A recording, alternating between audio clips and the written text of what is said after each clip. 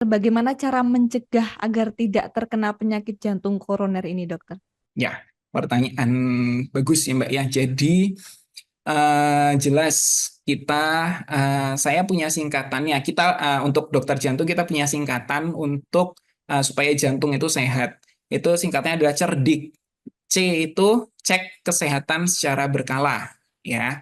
Kemudian enyahkan asap rokok. Nah, enyahkan asap rokok. Ingat ya, Bapak Ibu ya, asap rokok tidak hanya untuk yang merokok, tapi juga yang tidak merokok itu harus jauh-jauh dari asap rokok, ya. Kemudian R, rutin berolahraga, ya. Jadi olahraganya untuk orang dengan sakit jantung, olahraganya itu biasanya saya menganjurkannya hanya 4. Ya, yang pertama jalan kaki, yang kedua sepeda. Sepedanya itu sepeda statis ya kalau bisa. Jadi kenapa dok harus sepeda statis? Karena kalau sepedanya di jalan raya itu kan kadang jalannya nanjak, kadang jalannya turun. Nah itu begitu nanjak jantungnya kerjanya cepat, begitu turun kerjanya slow. Tapi kalau misalnya sepeda statis yang di rumah itu kan kita bisa ngatur kecepatan sendiri. Itu akan lebih bagus untuk kesehatan jantung. Tapi kalau memang di rumah tidak ada sepeda statis, boleh pakai sepeda yang di jalan, tapi mungkin kalau saya anjurannya sepedanya keliling lapangan aja. Misalnya ada alun-alun dekat rumah, ya keliling alun-alun mau 8 kali, mau 10 kali gitu enggak apa-apa. Yang penting tidak naik turun jalannya. Ya, kemudian yang ketiga olahraganya adalah berenang.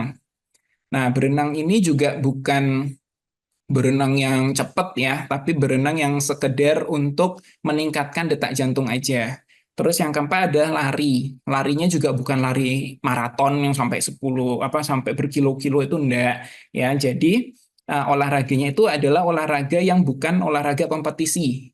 Jadi yang sudah enggak boleh kalau punya sakit jantung itu adalah olahraga kayak futsal, badminton, pingpong, tenis meja itu enggak boleh ya. Volley, basket itu tidak boleh karena kalau kompetisi itu ada rasa keinginan untuk menang. Kalau ada rasa ingin memperoleh poin, itu biasanya adrenalin meningkat, detak jantung akan makin cepat. Itu yang tidak boleh. Pasien-pasien sakit jantung tidak boleh olahraga kompetisi. Ya. Kemudian tadi C, E, R, D. D itu diet. Dietnya harus seimbang. Jadi ngurangin makanan-makanan instan. Ya, kalau makanan ini di sini eh, terkait sama faktor risiko tadi. Yang pertama kan tadi kolesterol, faktor risikonya berarti tidak boleh makan banyak makanan yang tinggi kolesterol. Apa aja, Dok? Santan, gorengan, ya. Kemudian jeroan, ya, ati, ampela, usus, otak, kikil, tetelan, ya. Itu semua meningkatkan kolesterol. Kemudian tadi faktor risikonya adalah darah tinggi. Nah, kalau darah tinggi berarti dietnya itu tidak boleh yang tinggi garam, tidak boleh yang makan yang asin-asin. Jadi kayak ikan asin, telur asin, kemudian micin, itu tidak boleh. Kalau masak ya garamnya dikurangi, tidak boleh terlalu banyak. Kemudian untuk yang ketiga tadi ada diabetes. Berarti kalau diabetes yang ngurangin yang manis-manis ya. Makan mungkin kue-kue biasanya kan kayak kemarin misalnya habis Lebaran masih ada sisa kue Lebaran di rumah. Nah, satu toples itu bisa habis sendiri. Nah, itu bahaya. Itu gulanya bisa naik ya. Terus minum pagi minum teh manis, siang makan siang, habis itu minum es jeruk manis lagi. Malam wah mau begadang dok minumnya kopi, kopinya ada gulanya manis lagi. Jadi sehari sehari minum asupan gulanya banyak, nah itu bisa meningkatkan risiko gula darah. Kalau gulanya naik, punya diabetes, meningkatkan risiko penyakit jantung koroner kayak gitu, ya. Terus jadi dietnya ya diet seimbang. Diet seimbang itu sayur, buah jelas harus dimakan. Kemudian tadi ngurangin kolesterol, ngurangin garam, ngurangin gula. Ya, itu aja sih. Apalagi kalau udah usia 40 tahun ke atas, 50 tahun ke atas mungkin sudah harus mulai mengurangi yang manis-manis, mengurangi yang asin-asin. Kemudian tadi cerdik, C, E, R, D sudah, I. I-nya adalah uh, istirahat yang cukup. Ya, jadi harus istirahat yang cukup. Tidak boleh sering begadang gitu. Terus kalau tidur ya minimal 6 sampai 8 jam per hari.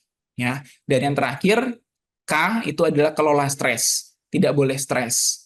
Karena kalau stres tensinya pasti naik.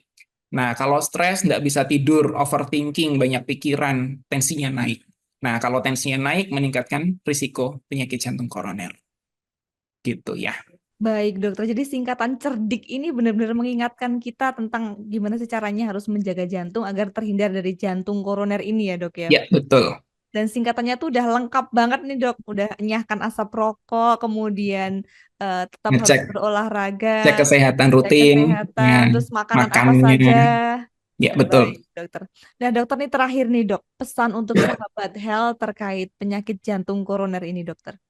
Oke, untuk sahabat health, kalau yang jelas saya akan bilang kalau ada nyeri dada, seperti yang saya sebutkan tadi, terkait dengan aktivitas, rasanya berat, kemudian hilang dengan istirahat. Pokoknya kalau ada keluhan dengan nyeri dada, apalagi punya faktor risiko, mungkin harus periksa, minimal konsultasi. Konsultasi dengan dokter terdekat atau dokter jantung yang ada di sekitar. Eh, Nanti akan diperiksa terlebih dulu apakah memang betul nyeri dadanya karena sakit jantung atau bukan. Nah, kalau memang terkait dengan sakit jantung, ya berarti sahabat health harus menerapkan pola hidup sehat, harus rutin kontrol setiap bulan seperti itu. Jadi, kalau ada riwayat sakit jantung, ya jangan takut gitu, karena ya sakit jantung ya bisa diobati, ada obatnya, dan tetap akan bisa beraktivitas seperti orang normal gitu. Jadi jangan, duh saya takut punya sakit jantung, habis itu didiemin aja, nggak periksa-periksa, nah itu nanti akan berbahaya.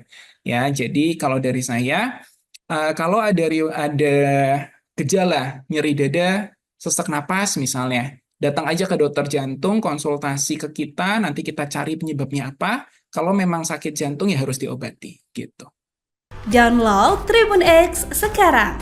Menghadirkan lokal menjadi Indonesia.